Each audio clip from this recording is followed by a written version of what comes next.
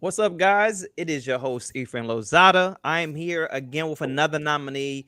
This actually not even nominee. I've been doing so many nominees. This is actually a keynote speaker that's going to be at the second annual Spotlight Award, June 28th. So, guys, we're like days away, and if you haven't got your ticket, you might want to go get it because if you're trying to get at the door, it's going to be too late. But this is my first keynote speaker and excited. I actually had to reschedule this interview or conversation, as I like to say. But Barion McQueen, what's up, man? How you doing How today? are you, man? Ah! Yeah, Ah! woo! We in the building, man. We in the building. Man, listen, since I seen your social media platform, the vibe, the energy that you give off, I already knew, come speaking it to existence, this is going to be a good conversation. All Mm. right. I seen some of your interviews. You have your own podcast. So let me kind of go down to things that you actually do. He's a host of his own podcast. He's a founder of his own nonprofit. He is into the brand marketing, so he's helping others create their own brand, and he has his own brand. Like, what do you That's it. not do? And he's an author, right? This Talk dude out here about it, waiting man. books. Like, Real estate what do you not? agent. I Yeah, do I everything, forgot the bro. real estate agent. I put that on the caption. Yes, real estate agent. What do you not My do? my real estate brokerage hates that I don't talk about real estate enough. Like, but it's just like I do Are you? so much. I was actually on your real estate page. I see something back in April. I think was the last time that you posted.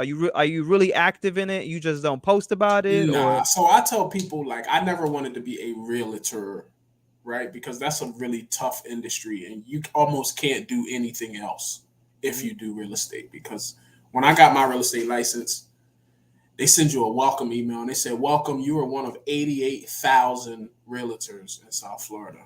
And I'm Wow, just like, oh, snap, right? So yeah, for me, I never wanted to be a realtor. I understood real estate is one of the fastest ways to gain wealth, right? So I got a real estate license originally because I wanted to invest in my own properties. I wanted to buy some stuff. I wanted to try to fix and flip and that, help my friends that maybe want to buy a house down the road. So if I sell a couple houses a year, I'm cool with that. But I'm not like full fledged in the real estate. So so you say you wanted to go ahead and buy property, invest in property, and flip homes. Have you been able to actually accomplish those goals? so I started wholesaling was my first introduction to real estate, where I was literally finding beat up houses in Fort Lauderdale because I had just purchased my house.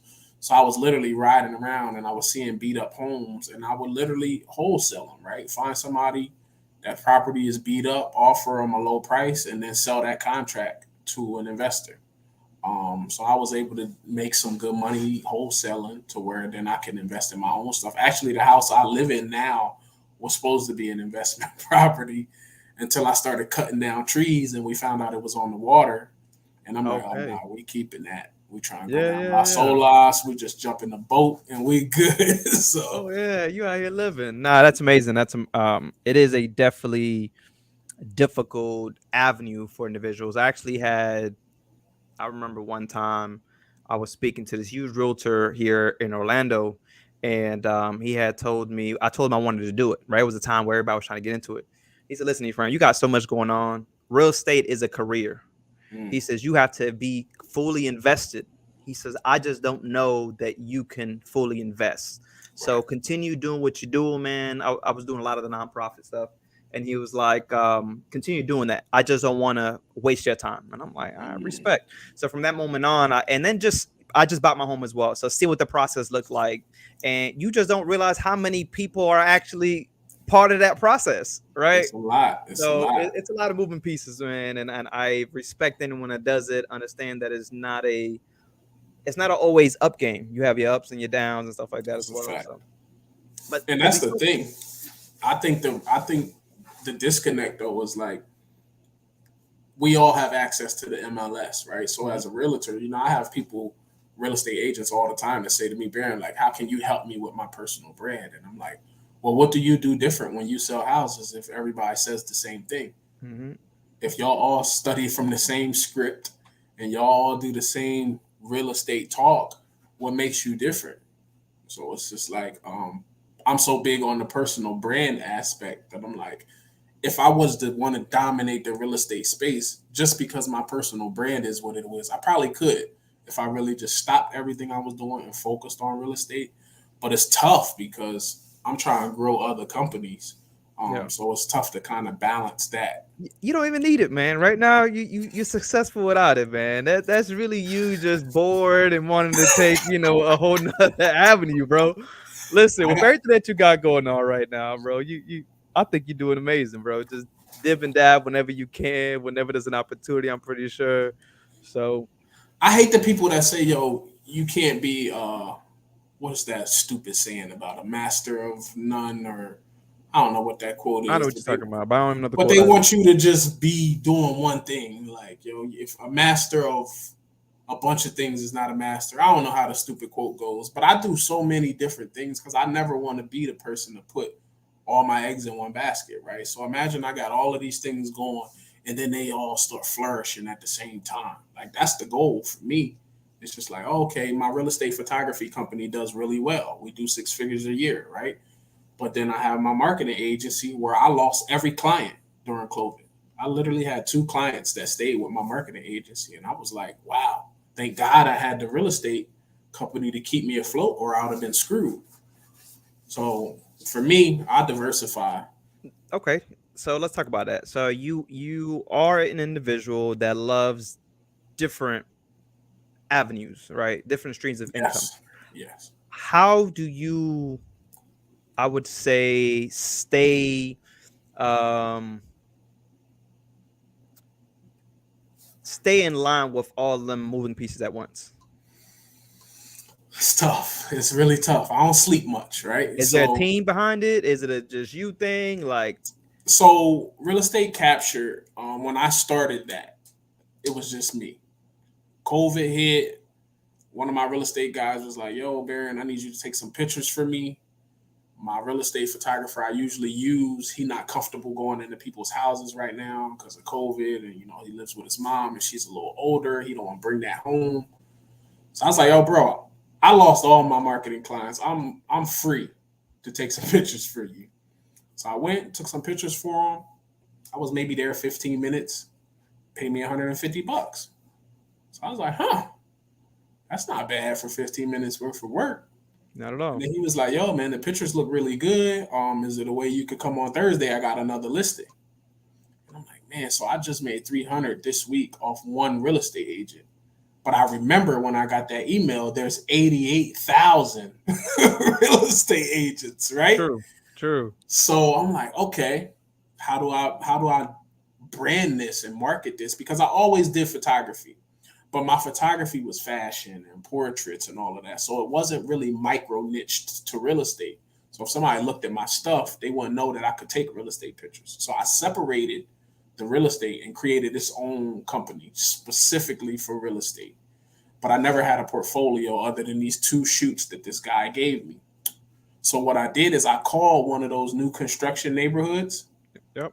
and I called and I said, "Hey, I'm a new real estate photographer in the area. I wanted to know if we could take video because we want to start offering video to our clients of one of your model units." And the lady's like, "Well, how much is going to cost us for the video?" And I'm like, "No, I'm going to give you the video for free for letting me come shoot." So I went there, I shot video, I shot photos, and then it was four different models in that neighborhood. So I had all I needed to create a website, and then I just launched Real Estate Capture. And we did like 175,000 the first year, and that was just me. I didn't have other photographers, I didn't have teams. It was just me. I found a guy on Fiverr who could edit fast, so I can do more shoots in the day. And then it was just like I was doing 5 shoots every day. Some of them was 200 to 300 a pop if they needed Was that the video. first business you had? No, so I actually launched this business during COVID because I lost my marketing stuff. So Oh the yeah, you're brand, still doing the marketing. Got it. yeah. So I had a company called the Brand Castle, and we was just specifically focused on branding. From the beginning though, like from your logo design to the website design to the marketing to the SEO to the social media. And I had really good clients, man. We was doing maybe 15 grand a month in just the little couple of clients that I had. And then when COVID hit, it was a little bit my fault, right? Because I went into the marketing agency as like they started labeling me the anti-marketing marketer because I was trying to pull back the curtain on how marketing companies have been getting over on businesses for a really long time Yeah. and tying them into these like long contracts for a year and all of that. So when I started my marketing company, I let everybody go month to month. I'm like, you know what? If you're not happy with the services, I don't want to tie you to my company for 6 months or a year. You can be free to go the following month. So it bit me in the butt because when COVID happened, it was like everybody called, like, hey, Baron, we're not going to renew next month. We might not even be open. We got to furlough people. We got also the marketing budgets was the first things cut from all of these companies. And I'm just like, what am I going to do? I left my job to start this company. But the real estate photography thing blew up. So I just, because I had marketing experience, it wasn't tough to start that from scratch, right? I saw a need. I saw that real estate was still booming during COVID. And I was like, you know what? I'm done with the brand castle. Let me focus on what's working right now and grow that and build the name and build the reputation. And I've been blessed to And you still still doing have it? that. I see I have people working for me now that I don't have Yeah. to be physically, but once in a while I get behind the camera. But it's Somebody still a business you're running. still a business. Still a business. I got one front desk guy and I got three photographers and we just run it up. Beautiful. So why marketing? It seems like you keep going back to the marketing. What did you have a degree in marketing? Is that where you come from? Or was that your 9 to 5? Why marketing? So most people that knew me before knew me from the music business. Okay. Um, and I tell people a lot of the stuff that I do in business now, I learned from being a rapper. So I got my first record deal at 18 with Epic Records. But by the time I turned 30, I had retired from the music business. I was over it, done with it. And so 2018 was me rebranding myself. So this Barion McQueen that everybody see, this is brand new. This is 2018 is when I started this. I went to a thing at the W Hotel in Miami. One of my friends was doing like concierge. He was basically working the front desk at the W, but it was such quality people that stayed at the W that he launched his own like concierge service to these people outside of the hotel. So when they would come into town, he was like, "Hey, Yeah.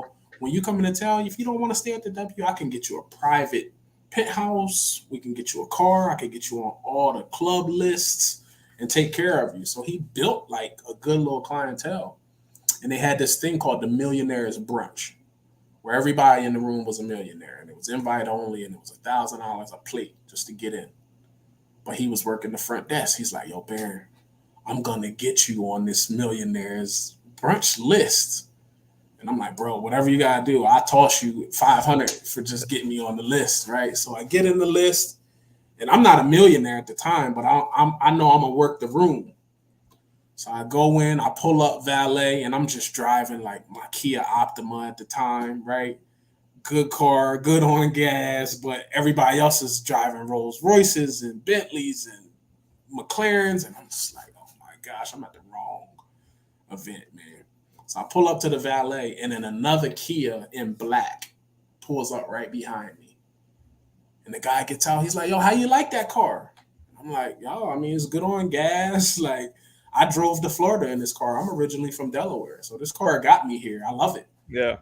He's like, "Yeah, man, my Jaguar's in the shop, and I had to get here, so I just drove my daughter's car. But it's a cute little car, man. I like it." And he's talking like it's his daughter's car. He pulled up. So he's like, "What do you do?" I'm like, "Oh, I'm in marketing. What do you do?" He says, "Oh man, I'm in aviation. I invented a system that now no plane can fly without." Just like, so I know what this guy is worth. But we just chopped it up the whole time. And when I left that event, he said to me, "Baron, what's your Instagram so I can follow you?" And I only had my old rapper Instagram. And I'm like, "Oh, I can't show this guy this Instagram." So I was like, "Oh, let me give you my business card, man. I'm actually trying to get him over to making the Instagram because I don't have one yet." And that was the day I started my Barion McQueen Instagram. That was November 18th, So let's talk about it. Let's talk about that day that 2018. you started. You went into this establishment. You're not $1 million yet, right? Bro, I'm Not not not even dead. barely maybe 70,000 in the bank, if that, bro. What did it take for you to be in that room and mingle? What did it take? So you know what it was? What I learned about people with money is certain stuff they don't care about. If I go in there and I got jewelry on, they don't care about none of that. No. Their suits ain't even tailored. I'm in there sharp, like my thing tailored, nice slack, nice suit. I'm buttoned up, clean cut, shape up on point. These millionaires and billionaires, man, they coming in suit all baggy. It's all ill fitted looking, like, and they worth 10 million. So what I noticed was I stood out in the room for the wrong reason because none of them cared about that. All they talk about was yachts and golf and nothing I could relate to. But because I met this guy at Valet and we hit it off kind of cool just over the Kia Optima thing, he just brought me into the circles. And they like, oh, Barry, what do you do? So for me, it was just legit. I'm like, yo, I own a marketing agency. We specialize in branding and website design and SEO. And then they like, oh, really, man? What you charge? I told the guy my price, and he's like, Baron, that's way too low, man. I'm paying my marketing company $20,000 a month. Your prices is too low. Nobody at my level will take you serious because your prices is too low. So as great as it was to be in that room, it let me know I was playing everything way too small. Way too small. Love it. I didn't fit in. Love it. So that was the start of now the branding. That was the start of the branding. It was just like, you know what? Forget B to the dot, the rapper. Forget all of that stuff because those people who have followed me since then, they're not going to be my target customers, right? So I need to really take this personal brand serious because from the personal brand standpoint, if people know you, like you, and trust you, they'll buy. But I think people liked me and I think people trusted me, but nobody knew me. So Yeah. it was just like really me rebranding and it's like, look, man, I'm really going to take this business thing serious. I need people to take me serious in the space. So I had to start from scratch, man. November What's 18th. what are some of the things that you or experiences, challenges that you encountered building that new marketing company? Um, Getting clients is always the toughest, right? Um, for people that look like us, I tell people we already have two strikes against us before we open our mouth, right? You black and you young. So when you go in these spaces, the goal for you is to not get the third strike, right? So you have to Yep. be well dressed. You have to be well spoken. So all of these things is what you're doing to prevent them from saying no before you open your mouth. And I understood that. So I can navigate those rooms pretty well when I'm speaking to people. And I just think I'm kind of blessed to be likable. Like I feel like people like, I feel like he's honest. He not gonna rob me or steal my money, which is why I always show my face everywhere I go. Like I'm trying to be very active on social media. So it's like, yo, I know this ain't no guy that's gonna run off with my money because he got a big brand that he really puts his face everywhere. So if he do anybody wrong, it's gonna come out. Yeah.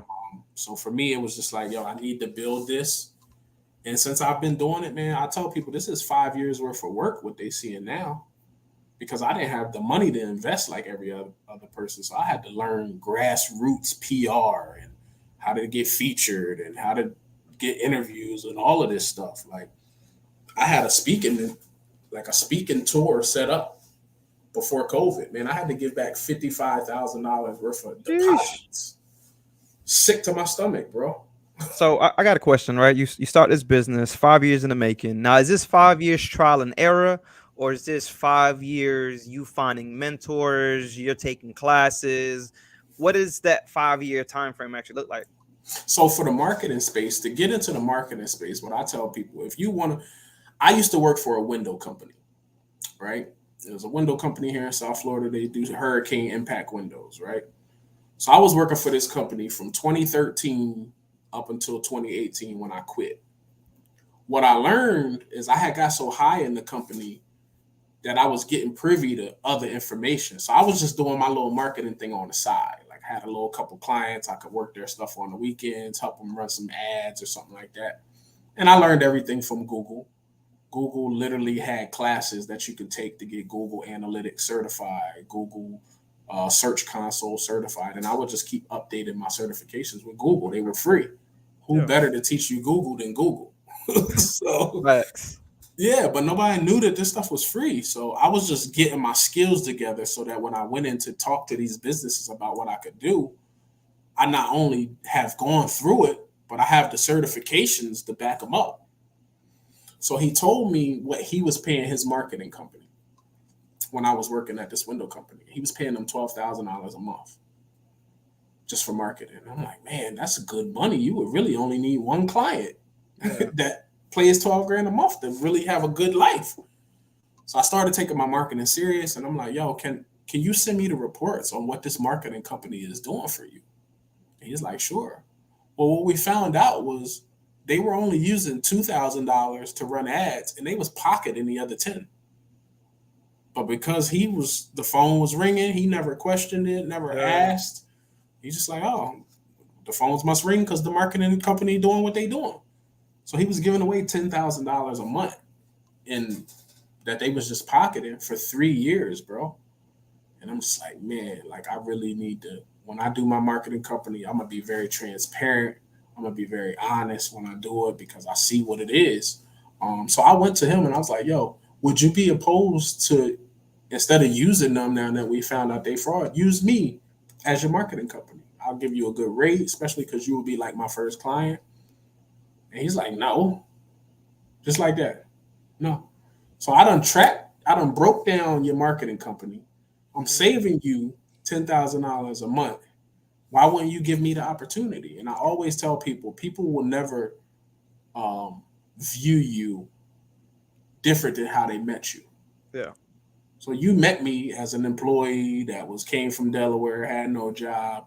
So now 6 years later, when I'm like a marketing guy, you can't view me as the marketing guy because you met me as somebody else. And that's how people view you, how they met you. How soon after did you actually leave after that? No.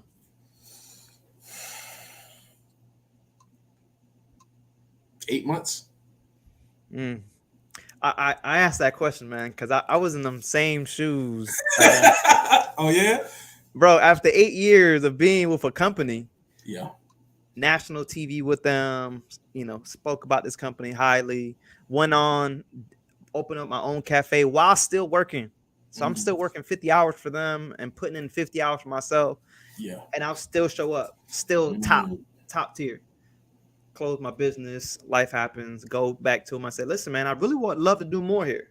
You know what I mean? Like, y'all see my potential. Right. And the lady looked at me and said, I waited 20 years for my opportunity. You have to wait on yours. I said, oh, no. Oh, Oh, no, 20 years. I felt like I was already wow. in the box. I felt like I already hit everything I needed to hit. Yeah. I love a challenge. So I remember one time just praying on it. I Mm, said, God, give me a sign. If it's my time to go, give me a sign. mm, And I would always remember that day, man. Like I prayed on it. My supervisor showed up that morning. It's like 7 o'clock in the morning. That was my sign. I never seen this dude all the time, especially at 7 o'clock in the morning. yeah. So he walked in. He walked outside to take a phone call. I typed it up on the computer, my 2 weeks, and I gave it to him. And I told him, I said, hey, man, it's going to hurt me more than hurt you because for 8 years, I'm young. I was like from 19 or from like 18 to whatever, year was. Yeah. And that's all I knew. Yeah. But I did know my worth, right? At that moment, I knew what it was. I knew that I worked so hard and I knew wherever I go, I was going to be successful, whatever it is. I didn't have Yeah. no plan, Mm. no plan. But there's times, like you mentioned, man, where someone will disrespect, blatantly disrespect you like that. And The you thing can't that sit I, here. Go ahead, go ahead. the thing that I think pissed me off the most, right, is because I had grew so fast in the company. I had took over the residential division. I had grew the commercial division. I knew what the company made before me. They was making maybe 2 to 3 million a year. Once I came into the fold and I started implementing strategies and systems, the company turned into a $10 million company a year. And I'm like, yo, I just want a percentage now because I can't go no higher in the company. And they like, well, Baron, the $60,000 salary that we pay you, if you want to make more money, you should go out there and sell more windows. I'm like, oh, that don't make sense because I make 60,000 doing my little marketing thing on the side. Mm-hmm. So I was like, you know what? I put my 2 week notice in, and he didn't even fight it. He was just like, I knew this day was gonna come. You're a smart kid. Best of luck, man. Entrepreneurship is hard. And he would call me literally like every 2 to 3 months after I left, because I knew that the thing just went to it. Just Yeah. after I left, it just went. It went terrible, right? But he would call me, and I know he wasn't calling really to check on how my businesses was doing. He was waiting to see if I failed. So he would call and say, "Hey, Bearman, how's that little marketing? All my stuff is little. How's that little marketing agency?" I'm like, "Oh man, I would never tell him it was doing bad, even if it was." I'm like, "Man, Yeah. doing amazing. Best decision I ever made, right?" And then he found out I was doing real estate photography. And he's like, "Yo, how's that little real estate photography thing you doing?" I'm like, "Man, it's doing better than my marketing agency, right?" And then the irony of that is he ended up going through a divorce. And his real estate agent used my company to take the pictures because he had to sell the house. How life will come back in full I said, circle, right? man, look at God. Yeah. God's so funny how he just blessed me with some entertainment. I love it. Nah, man, that's a pretty dope story. And I always, when I hear people complain about their gigs that they're at, Yeah. when they're already showing you the ass, you have to take it for what it is. That's You know what I'm it. saying? I Because used to put a somebody else, post. go ahead. I used to put a post on social media that said your boss will never pay you enough to be his neighbor. Not at all. And that's so real. That is like it's so real, bro. So that's really good. Okay, so you all right? You clean the windows, learn a little bit about marketing, start a marketing company, had to pivot that right to then go into the photography stuff, and then that doesn't stop there. That you writing books. When does the book come in play on this journey? So I tell people, like, when I started working on this personal brand, what I did was I wrote down a list of the top 10 people that was in the space of entrepreneurship, right? I wrote down the Grant Cardones, the Ty Lopez, the Gary V's, the Patrick Bet David, the Dan Locks, all of these people that were in that space, right? And I was like, man, I want to be where they are as an entrepreneur, but I need to study them. And I literally studied them for like a year. I studied Grant Cardone, I studied Ty Lopez, and what I noticed when they was all growing their personal brand, they all wrote a book on what they did. So I really just reverse engineered everything that I saw that these guys were doing because I'm like, yo, if I'm trying to play in that space, I gotta at least be doing the minimum of what they've done, and then put my own little sauce to it, and then go from there. So that's how I started writing a book. My first book was a book called "Why Won't My Business Grow?" And people think I wrote that book from a perspective of an entrepreneur. I wrote that book as an employee working for somebody who didn't understand their employees. So this book became like a handbook for business owners to let them know that, yo, you have a real big disconnect with the people who drive the ship, right? Mm-hmm. When you leave the room, your employees talk about you, right? You don't know your employees' spouses, their children, because you don't, it's no morale of the company. You're talking some good stuff here, man. These stories are just coming to me. I'm like, yeah, I remember Yeah. that too. So, when I started my companies, it was good for me because I wanted to be the best boss because I had worked for people who didn't value the employee, right? So when I started the Braid Castle, I had a couple of people working for me. We used to have this thing called Work From Anywhere, where I would let the people that worked for me pick where we worked from the day. So we'd work at the bowling alley one day, we'd work at the beach one day, but I got to know them as people. Like I never would call them my employees. I just call them my teammates, right? Because I knew what that felt like to be the employee and be undervalued by the owner. So for me, when it comes to like, I was a solopreneur, is what I tell people for a really long time. And they like, well, what's the difference between solopreneur and entrepreneur? I'm like, yo, it's a big difference. When I was a solopreneur, I just had to make sure I eat. I'm sacrificing my time for money, and it's just Yep. about me. This entrepreneurship thing is different when you got people coming to you asking for health insurance and you got payroll, and it's a different level of pressure when you responsible for other people's livelihood outside of your house. That's the difference. So I thought I was an entrepreneur for a really long time until I got around some real entrepreneurs that got 80 to 100 employees that they got to look after. I'm like, oh my gosh, I see why people stay solopreneurs. Yeah, I love it. I love how you put that. Okay, so you write the book, and then you decide I want to give back. So I'm gonna create a nonprofit. And for you guys that don't have a nonprofit, it's not easy work. It's not just you just giving money to somebody or giving your time to somebody. There's a lot of actually logistics that go behind it. So creative spaces, what it's called? Save the Save the creatives. creative. Save the creative So, spaces. and people think Save the Creatives has been around for a really long time. This we just formalized Save the Creatives in November of 2022. So what they're seeing now is just me actually on paper now doing it. But we have been doing this for a while. So we have a studio in Miami called Collab Studios. And as a photographer, I used to be very intimidated to shoot inside of a studio because I didn't understand the lights and it's intimidating, right? When you're Yeah. somebody that you just had a little T6i and used to just shoot outside. And I used to be like, oh, I'm a natural shooter, but it's just because I just didn't know how to shoot in the studio. And most people struggle with that, like learning. So I wanted to create workshops where we would bring people into our studio, teach them lighting, teach them posing, get them around some industry professional models to do that interaction, get them on set with some creative directors, some makeup artists, and some designers, and really give them the full experience of what it's like doing that at the level that I was doing it at on set.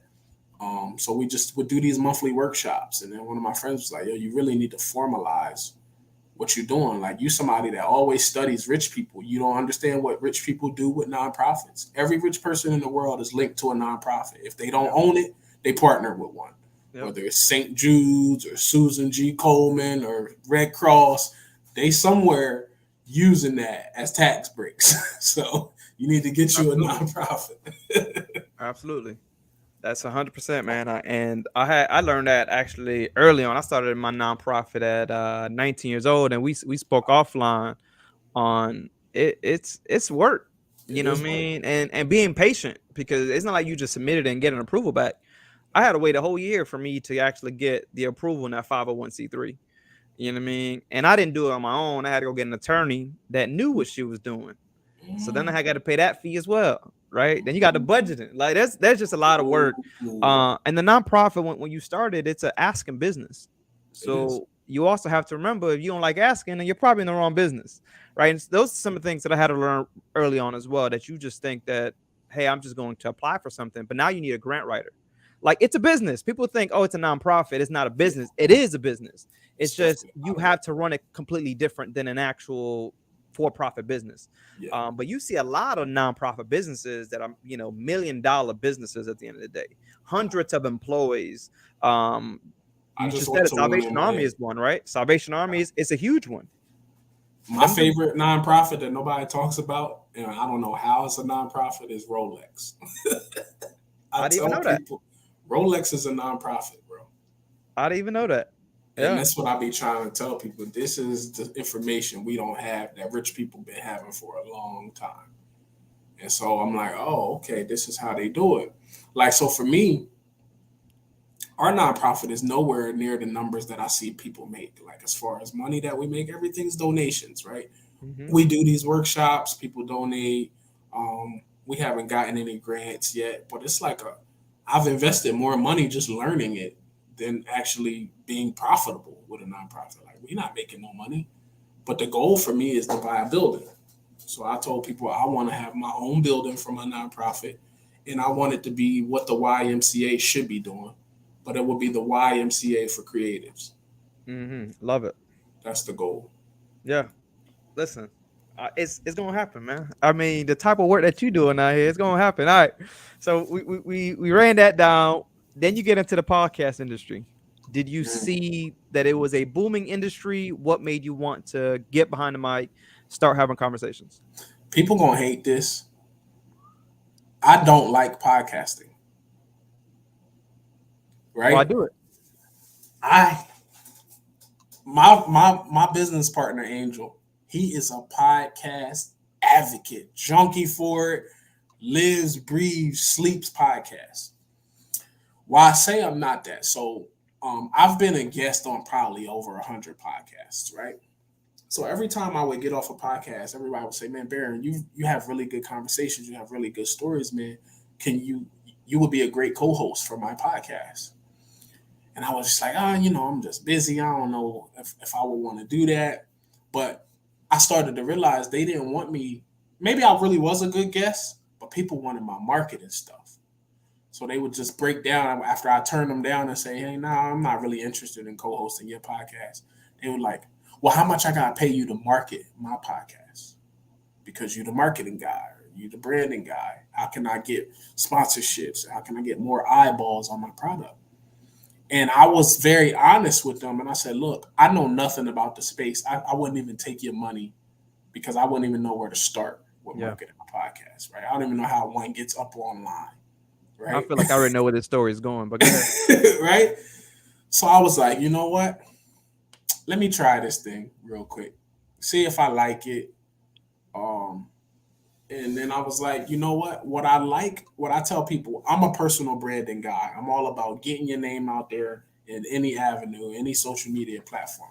What I learned was podcast was a great extension of my personal brand. So it was just an additional layer. And I didn't want to make it like how everybody's like, "Yo, I'm a podcaster." So I still, to this day, I used to be like, when I first got it, every Sunday at 12 p.m. a new episode drops, right? But it's exhausting doing podcasts. I can only imagine how many nominees you've had to do. You're probably exhausted from having not to Bro, only schedule, but you listen, have to allot the time and in a learn month, about all. 25 people, bro. You see what I'm saying? And I'm gonna tell you, Evelyn, I'm luckily the AI is a thing. All right, Mm, luckily AI is a thing, so it's made my life a lot easier. But it is, and then you get so upset when somebody doesn't show up, and people don't understand. mm, But you at home, mm, but you just talking. mm. Yeah, but I'm also here improving questions. So I have to sit here and based off your questions, I have to conversate with you, Yeah. right? Then I got to get to really know a little bit about you. So now I got to go and stock your social media and all that other stuff. Then, as you Smart. mentioned, then I got to go ahead and I got to write these emails, and then I got to all those flyers were created by me. All those flyers were created by me. Um, then I got to go back and then edit these videos, get clips so I can send over to Evan them. Right? People don't understand that work that it truly takes to do this. It looks easy. Yeah. And when I had a friend that told me, "Hey man, we should do a podcast," I said, "Listen, bro, be real honest with you. You buy the equipment, we'll talk." Because Mm. once you tell somebody to invest into something, They then all gonna of a weed sudden they themselves quiet. out. Yeah, Yeah, yeah, exactly. I Listen, like oh man, that. you be doing a good job, bro. I watched this, man. I think we can do this. Oh yeah, yeah, no, we can do this. But we got to do this collectively, bro. I'm Yeah, I not need just, some skin in the game. I get you know it. what I'm saying? So when you say that, oh my God, I'm like, people do not know what the work it actually takes. Yeah, you're right. Anyway, go ahead, continue. And that's All my right. thing. It's just like, yo, I came up with Everyday Game Changers was the name of my podcast, right? I came up with that because I was like, look, if I'm gonna try this, I want to interview. I could easily just call a bunch of old celebrities from when I was in the music business and like, yo, jump on my podcast. I'm doing this thing. But I didn't want it to be about that. Like, I didn't really want the celebrity thing. I wanted it to be about everyday people who was maybe doing some great things. Maybe you heard about them, maybe you didn't, right? So I love hearing stories, Mhm. especially in this space of either entrepreneurship or whatever somebody's story is. I love hearing good stories, right? It might give me some perspective. It might put me on to some new game, and I was like, you know what, I like this, but I was just getting really selective with um, who I had on my show, and then it became a lot to like book guests and right. It's in studio, right? So now it's like I got a lot of studio time. Some of these guests is real high profile. I gotta make sure we got champagne and it's a whole nother aspect of hospitality that goes into Yep. just receiving a guest live, right? So I'm talking to PRs. I'm making sure their valet is taken care of when they pull up to our studio. It's a lot of moving pieces that it's exhausting for something that I don't make money off of yet. if that makes sense, right? Yeah. I'm Yeah. not monetized with my podcast. Every time I put a podcast episode out, it costs money, Yeah. and I'm not getting no return on that investment, right? So I use it as a personal branding. I tell people like personal brand is where you got a nice outfit on, and then podcasting for me is when you just have a little accent piece to the personal brand, right? You might throw a nice hat on, nice jacket. That's what I use podcasting for. Had I not had a podcast, a lot of the clips that go viral that people like, I wouldn't have without the podcast. So I'm very And honest about what it does for my brand. listen, and you ain't lying, man. I mean, seeing some of these clips and some of the messages or some of the things you said is good shit.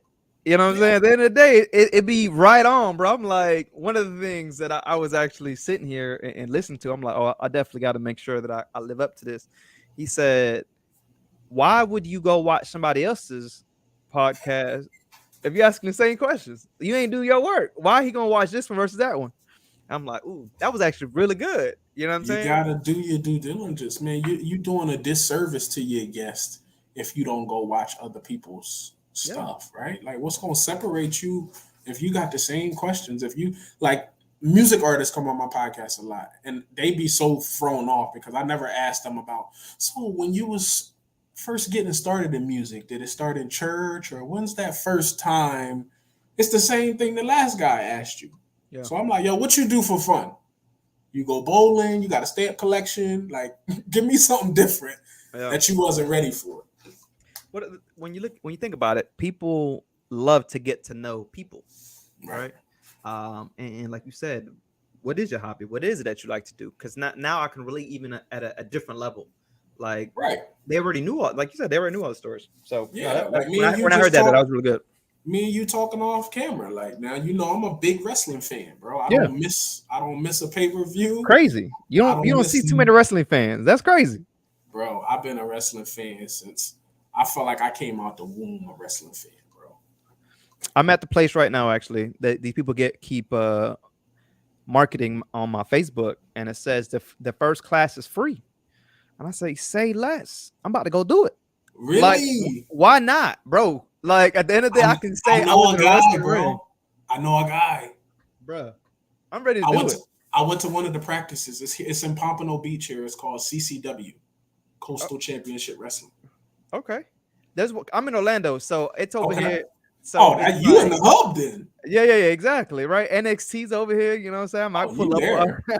You in the hub? Nah, You in I the love it, hub? man, and I love wrestling so much, man. And I actually stream. People don't realize because I don't really talk about it. Is I actually stream wrestling whenever I can.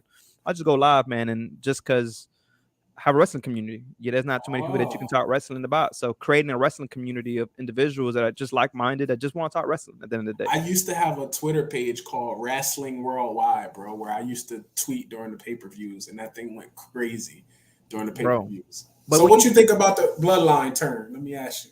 oh, I'm loving it, man. That's one of the best stories I've seen in a very long time, bro. They be having me at the edge of my seat. My Man, brother's a big fan too, so and he's up in Boston. So every time we watching, we just messing each other like, bro, Jay Uso is on one right now. Like to Vince me, this McMahon dude's done done made so phenomenal much work. money off that family. It's crazy. Listen, bro, that yeah, and people don't realize that that family is, part of the Rock. Yeah, Really one of the biggest stars that you have in that family. But Roman Reigns is just up there right now, man, doing his damn thing. it's the guy. And it took him some time. And when I see those type of people, right, we can even look at it at a wrestling aspect of it. That dude wasn't always who he is today. Mm-mm. It took work. It Yeah, took for the fans to hate this guy, and he still had to show up.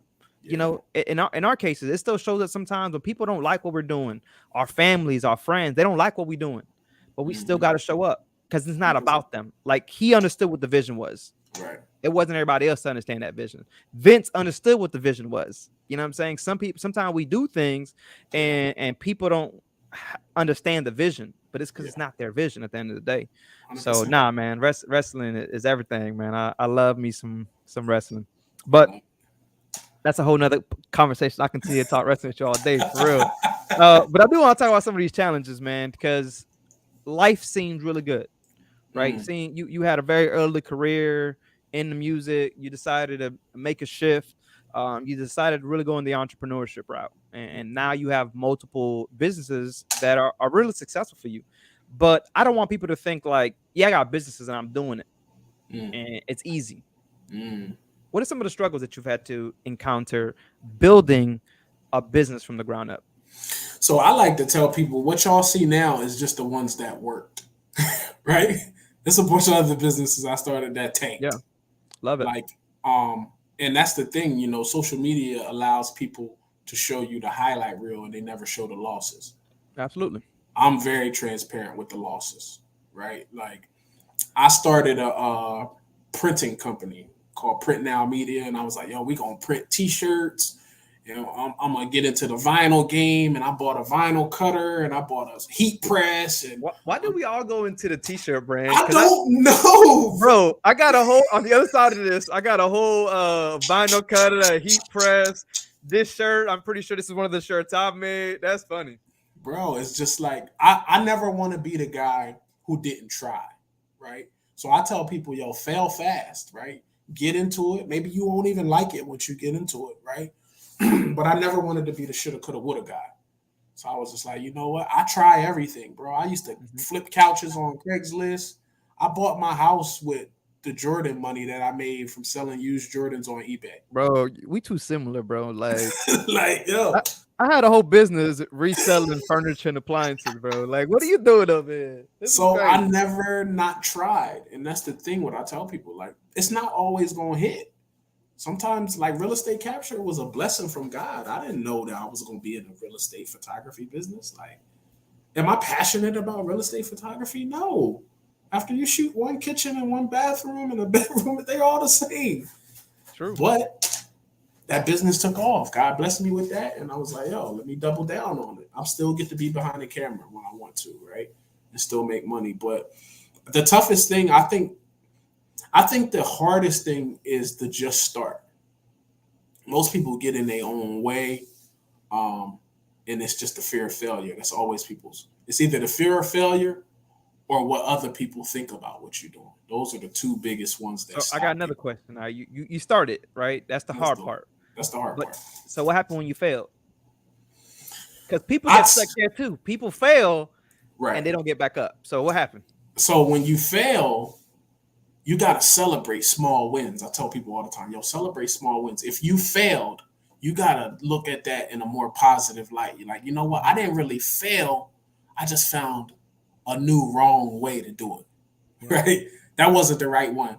But the more fails I get, the closer I'm gonna get to the one that's gonna be right. But you're right. Most people they stay fall down. No. I'm not a stay fall down guy. I I'm gotta gonna keep give it you pushing. one. My mentor, he had told me. I remember I had to close my first business. I had a cafe, 22, 23 years old, Mm-hmm. and I felt like if I was gonna close the doors, I was failing. Mm, And so I went back, and I'm trying to get angel investors at this point. And I was like, "Yo, like I know you told me about angel investors, man. Can where can I go get that? Blah blah blah blah." He says, "Why do you want to continue this business?" I said, "Because I mm, don't want to like a failure." He said, "But you mm. not." He says, "You need to take this L not as a loss, but as a lesson." He Yeah. says, "Every single time that you have to close a door or shut down a business, it's really a lesson learned." And I'm like, Mm, ever since that moment, the second time I opened up that furniture and appliance shop, yeah. it was easier for me to go ahead and close those doors.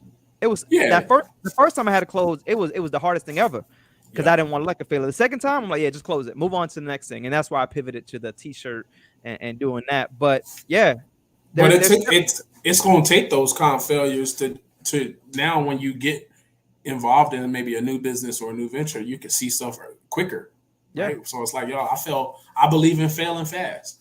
Like I bought a bro, 4 months ago I brought a sewing machine. I have this weird addiction with starting businesses, right? I have if I could just look at how many GoDaddy URLs I've purchased of businesses that I have not started yet, right? But I don't know if it's the challenge of starting something from scratch and then bringing it up that I have the addiction to. So I told myself like I wanted to learn how to sew. So I was like, you know what? I'm gonna buy me a sewing machine, but I'm just gonna just learn how to sew. I'm not gonna you just turn you this just woke into. up one day and said I'm myself. That's it. I just wanted to sew. Like I've always been fascinated with clothes, but everything I get, I have to go take to my tailor Like pants is always too long. I'm only 5'8". So every pants I buy, they're always 32 length and it's too long for me. Everything that I wear, I have to get tailored. My jeans get tailored, my suits get tailored. Just regular pants, I got to take to my tailor. I'm like, man, what if I just could learn how to just do this myself? Stop wasting money going to this guy. And I was like, I'm gonna learn how to sew, but I'm not gonna turn it into a business. I want it to just be something to allow me to be creative and something to just learn. And what happens? I start got a sewing machine, and I'm a big thrifter, right? I go to Goodwills and all the thrift stores. Like I love thrifting, finding exclusive stuff. So I would go to these thrift stores, find these pieces, and then I would rework them and upcycle them and turn them into something else, right? So it would be like a jacket.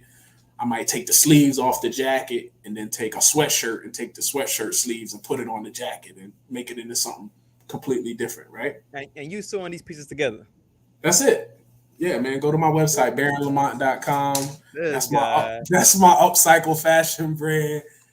Bro, I tell people, yo, it's not nothing that I haven't tried. So if you embarrassed to look stupid and like, yo, I don't know nobody other guys that can sew, but I'm still learning and I'm like, yo, this is something that's keeping me creative. And I like it. But it's Where you get this creative mind from? I don't know, man. Somebody asked me, I think it started with music, right? I got my first drum set at 7.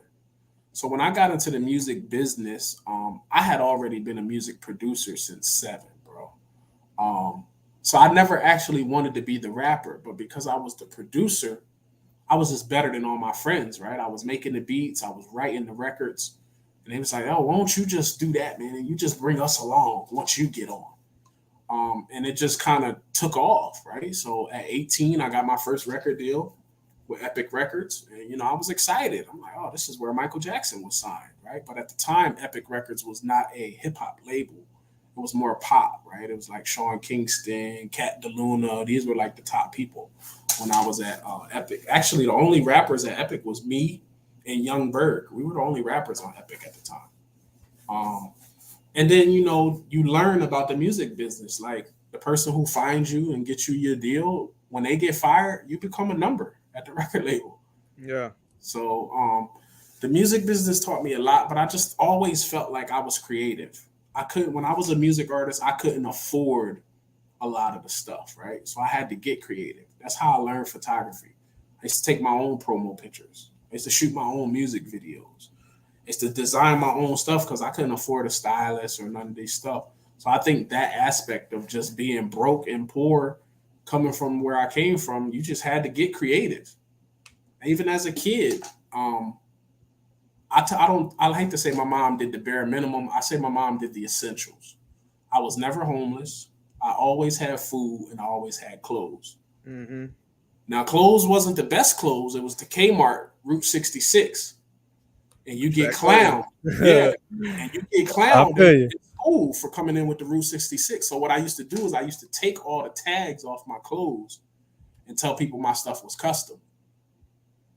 And then a kid called me out one time and he was like, "Man, those is Route 66." I'm like, "Nah, where you get that from?" And I didn't know Route 66 put the name on the buttons Yeah. of the jeans. So I'm like, "Oh, this dude just," but that was it, bro. We didn't have money, so I had to get creative.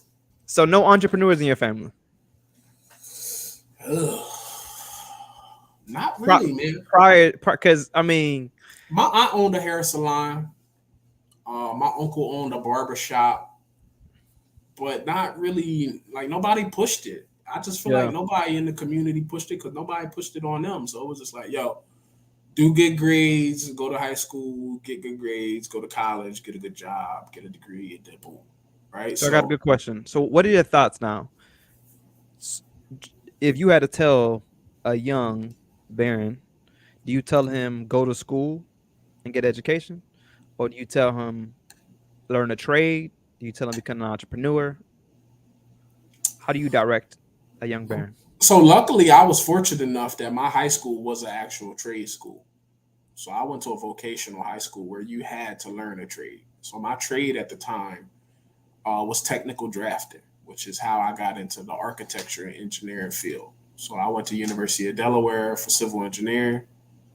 Um, and I was always a straight A student all through elementary, all through high school. I was ranked number 7 in my graduating class out of like 350.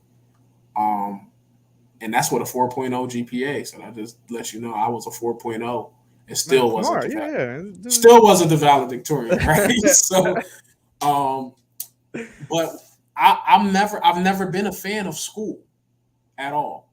I don't even encourage school for people. I dropped out my junior year in college, never even graduated. wow. Um, so I would tell that young Barion McQueen to not go to school because school didn't prepare me for life.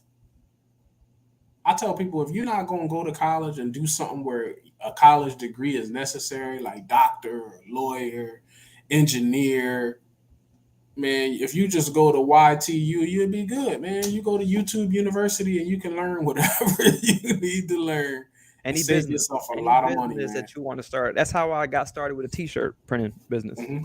Yeah, Was YouTube, yeah. right? Go research it, trial and error, I figure it think out. the I think the biggest problem with college is most people that go into college, man, you 17, 18, you ain't even figured out yourself yet to be able to go make a life decision on what you're going to be able to do True. for the rest of your life. So I think people shouldn't even go to college until you like 23, 24.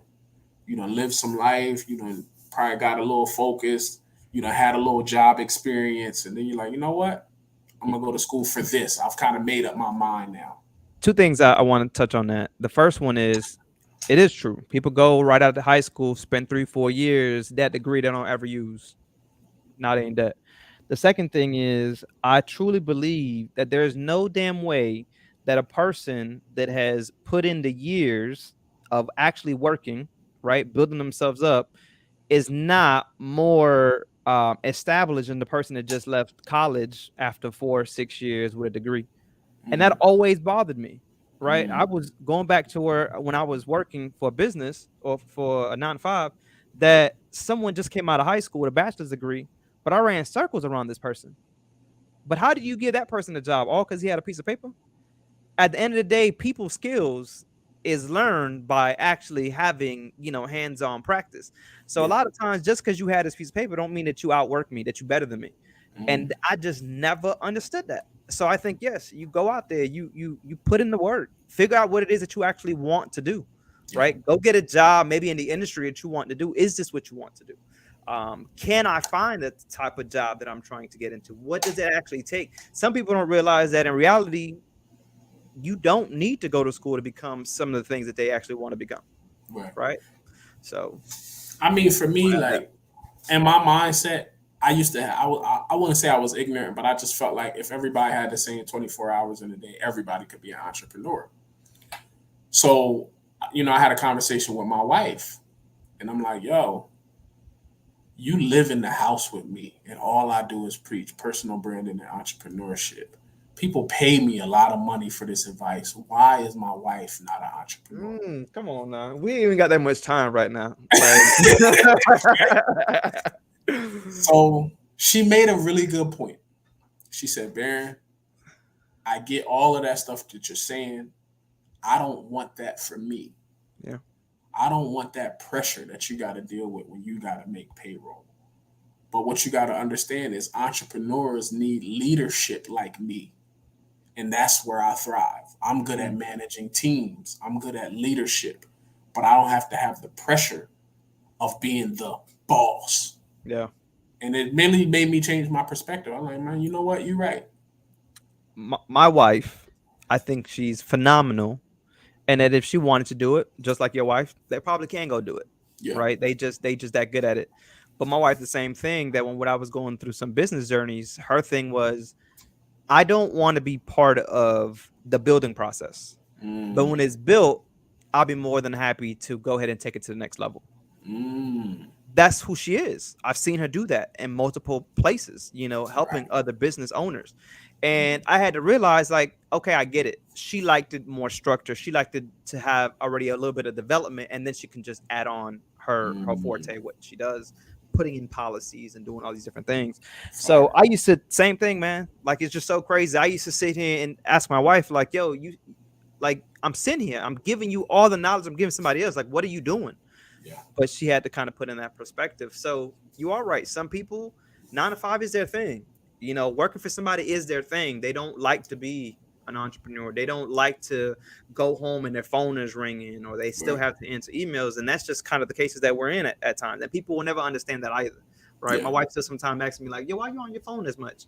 Well, what you don't realize that there's actually business moves happening on my phone. You know what I mean? So Bro. I had to kind of be on my phone. So Bro. oh Lord, I only got two, bro. Bro.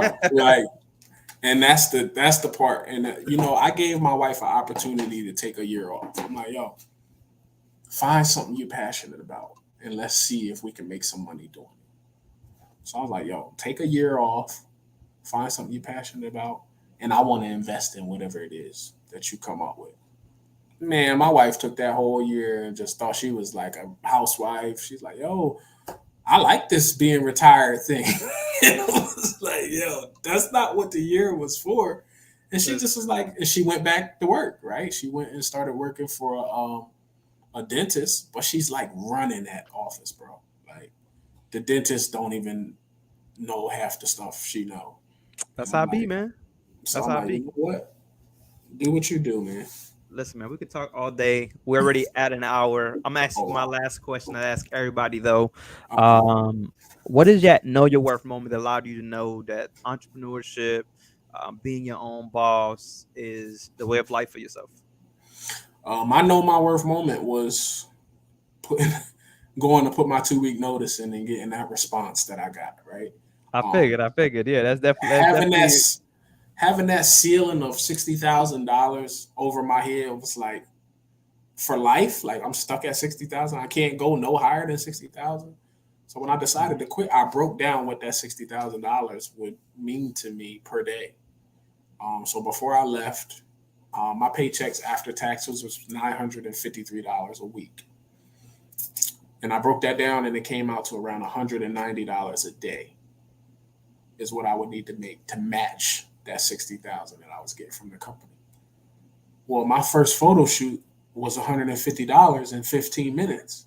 So for me, I don't even look at money the same anymore Mhm. since being an entrepreneur. Like $25 an hour used to sound like a great job to me. 25, 30, $40 an hour. But it's like when I can make 1,000 an hour, that's not even enticing to me anymore to go back Mhm. and have to look at it and find a job, right? I quit in 2018. It's 2023. Sometimes I don't know where the money coming from. Sometimes, like this is 5 years. I've already been on my own doing this entrepreneurship thing. And by the grace of God, we've been good. I ain't had to go look for a job again. So, Love it, man. And it just goes to show, no matter what level you're at, man, you have to understand what your worth is. We go to work sometimes, we're unhappy, but if you're unhappy, then do something about it. All right. A lot, and that's just not even at work. It could just be yourself feeling like, you out of shape. Then go do something about it. You want to go start that business, then go do something about it. All right. So if you have not got the message through the whole show, is that you really got to go ahead and start. I'm It on a two takes week water fast, bro. how hard has that been? I'm on day two. You gonna do well, man. Cause I know the type of person you are. You gonna surpass these 2 weeks, 3 weeks. It don't even matter. A 2 week water fast, Bear, bro. what do you let people as we wrap up the show? What is your motivation that you give a young individual entrepreneur that is wanting to start their business but doesn't know how?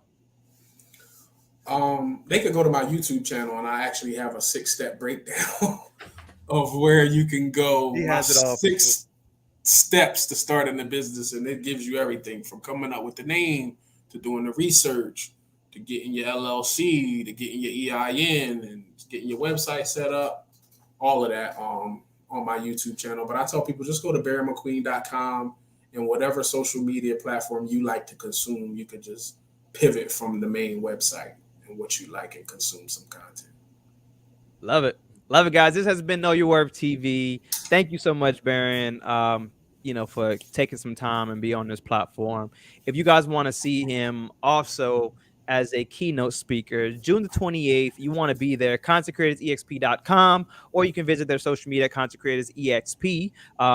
Dope event. You've seen all the nominees. There's been about 25 of them that I've been able to interview. You see one of the keynote speakers. It's going to be a time that you do not want to miss, especially if you're one of those that are just wanting to get on entrepreneurship. Probably the best place to actually be is going to be at the second annual Spotlight Award. Tickets are on sale now. Don't wait to the last minute. Barion, it's been a pleasure. Guys, this has been Know Your Worth TV. We'll see you on the next episode.